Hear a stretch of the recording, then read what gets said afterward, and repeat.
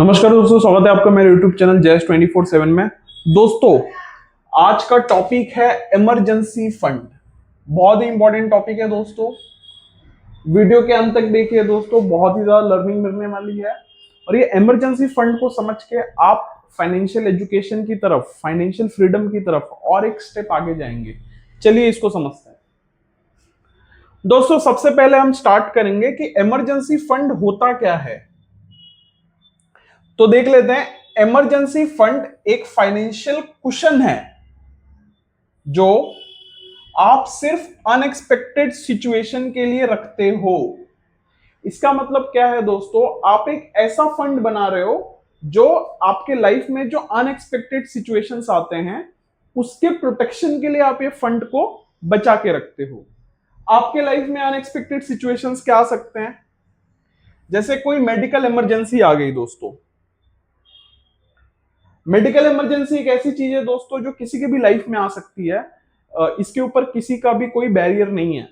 दोस्तों, सबसे पहले तो अगर आपके लाइफ में कोई मेडिकल इमरजेंसी आई है तो उसके अंदर आपको एक हेल्थ इंश्योरेंस लेकर तो रखना ही है। लेकिन ये मेडिकल इमरजेंसी उस सिचुएशन में बात की जा रही है, जैसे अगर आपको मेडिकल इमरजेंसी की वजह से 1 या 2 महीने के लिए बेड रेस्ट लेना पड़ा या फिर आपको आराम करना पड़ा, जिसकी वजह से आपका जो मंथली अर्निंग है वो डिस्टर्ब हो गया, तो वो मंथली अर्निंग को बैलेंस करने के लिए आपको ये इमरजेंसी फंड काम आएगा।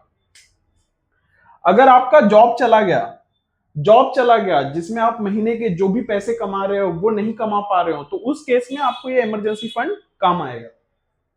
फैमिली क्राइसिस है, किसी कारण से फैमिली में फाइनेंशियल क्राइसिस चल रही है, उस केस में भी आपको इमरजेंसी फंड काम आएगा।